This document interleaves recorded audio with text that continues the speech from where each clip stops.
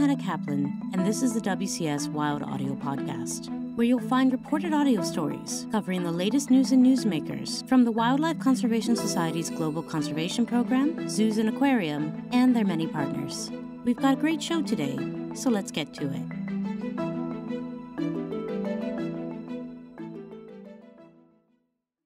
This year, at its annual gala, WCS honored Carlos Manuel Rodríguez, the CEO and chair of the Global Environment Facility, or GEF.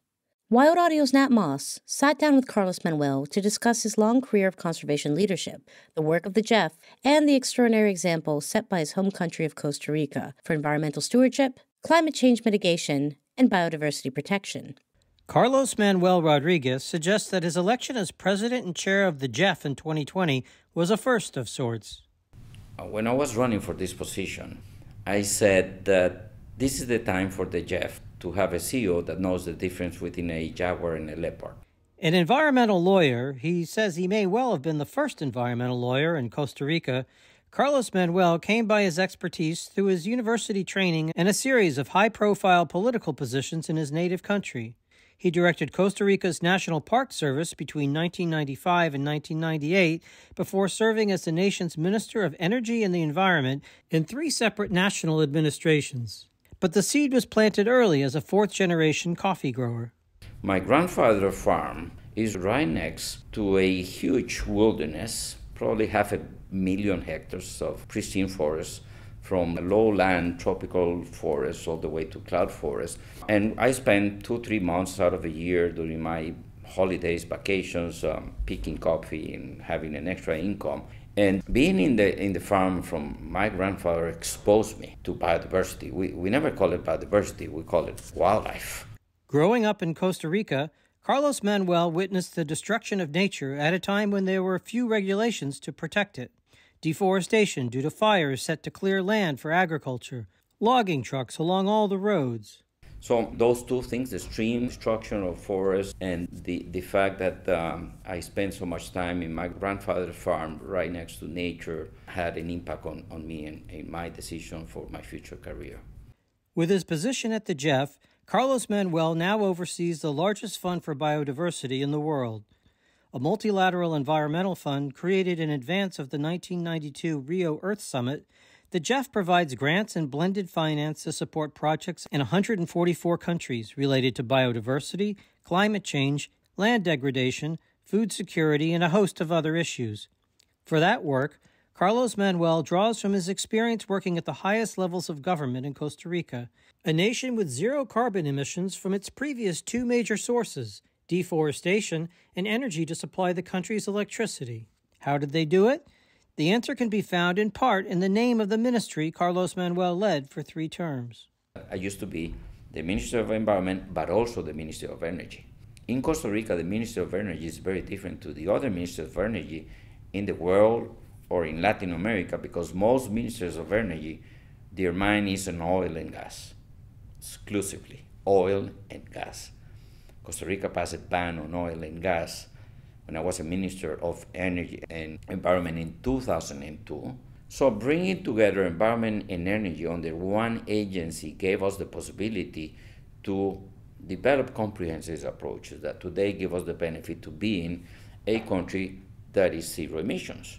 Carlos Manuel notes that the changes that have taken place in Costa Rica have been sustained through successive administrations of different political perspectives because of solid governance mechanisms. The institutions are very strong. So you may have a president or you have a Minister of Environment who is not willing to follow the line that was designed a few decades before, and they try to go outside the main lane. They are stopped by the institutions. They are stopped by the citizens. They are stopped by the check and balances created in our society.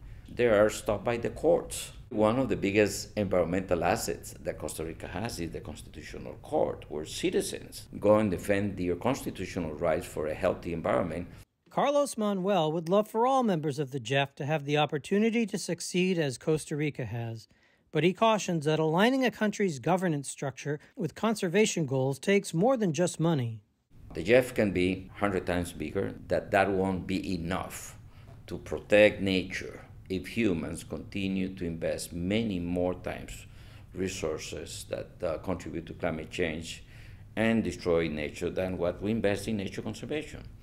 The challenge, and this is how we see it at the GEF, is not providing more funding, rather than the funding that we provide catalyzes domestic, national policies where people connect the dots, like we did in Costa Rica. One way Carlos Manuel measures the distance Costa Rica has come in meeting its environmental goals over the course of his life is the change in the reaction he gets when he tells people in the U.S. where he's from.